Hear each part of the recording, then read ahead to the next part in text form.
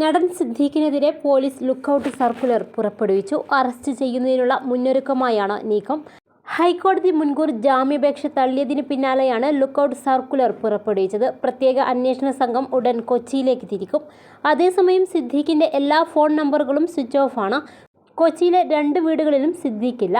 Arrest ഇന്ന് തന്നെയുണ്ടാകുമെന്നാണ് വിവരം. അറസ്റ്റിന് തടസ്സമില്ലെന്നാണ് പോലീസിന്റെ വിശദീകരണം. ഹൈക്കോടതി വിധിക്കെതിരെ സുപ്രീം കോടതിയെ സമീപിക്കുമെന്നാണ് സിദ്ദീഖുമായി അടുത്ത വൃത്തങ്ങൾ പറയുന്നത്. എന്നാൽ അതിനുവേണ്ടി കാത്തുനിൽക്കേണ്ടെന്നും അറസ്റ്റ് നിയമ തടസ്സമില്ലെന്നുമാണ് പോലീസ് പറയുന്നത്. സിനിമയിൽ അവസരം വാഗ്ദാനം ചെയ്ത് മാസ്കോട്ട് ഹോട്ടലിലെത്തിച്ച് യുവനടിയെ പീഡിപ്പിച്ചുവെന്നാണ് പരാതി. 376 വകുപ്പ് ചുമത്തി മ്യൂസിയം പോലീസാണ് കേസ് രജിസ്റ്റർ ചെയ്തത്. പിന്നീട് കേസ് പ്രത്യേക അന്വേഷണ സംഘത്തിന് കൈമാറുകയായിരുന്നു. യുവനടിയുടെ രഹസ്യമൊഴി അന്വേഷണ സംഘം രേഖപ്പെടുത്തിയിരുന്നു.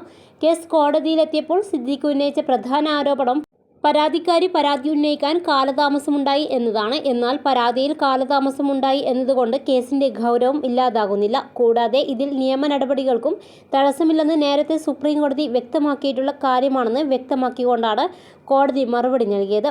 പരാതിക്കാരിക്കെതിരായ ആരോപണങ്ങളെ കോടതി തള്ളിക്കളഞ്ഞു. കൂടാതെ പരാതിക്കാരിക്കെതിരായ വ്യക്തിഹത്യ പാടില്ലെന്നും കോടതി പറഞ്ഞു.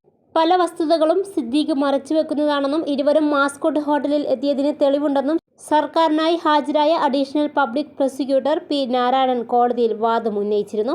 സിനിമയുടെ സ്ക്രീനിംഗുമായി ബന്ധപ്പെട്ട് തെളിവുകളും ഇരുവരും സംഭവ ദിവസം മാസ്കോട്ട് ഹോട്ടലിൽ എത്തിയതിൻ്റെയും തെളിവുകൾ അന്വേഷണ സംഘത്തിന് ലഭിച്ചിരുന്നു. സാഹചര്യ തെളിവുകൾ സിദ്ദീഖിനെതിരായിരുന്നു.